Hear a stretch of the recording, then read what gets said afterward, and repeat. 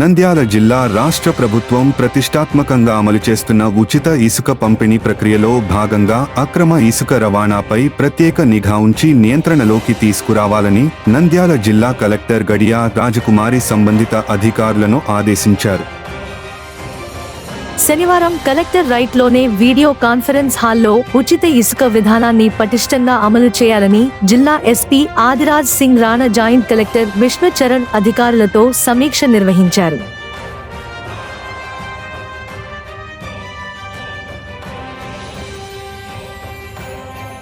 ఇసుక వినియోగదారులకు తెలియజేయడమేమనగా నంద్యాల జిల్లాలో ఎక్కడా కూడా ఇసుక రేవులు గాని డిపోలో గాని స్టాక్ పాయింట్లు గాని లేవు. కావున పక్క జిల్లాలోని కర్నూలు, కడప, అనంతపురం జిల్లా నుండి ప్రభుత్వం వారు ఏర్పాటు చేసిన ఇసుక రీచ్ల ద్వారానే ఇసుక తీసుకోవాలి.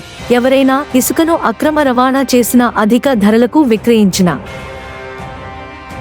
అటువంటి వారిపై కఠిన చర్యలు తీసుకోవడంతో పాటు వాహనాన్ని సీజ్ చేయడం జరుగుతుందని అన్నారు.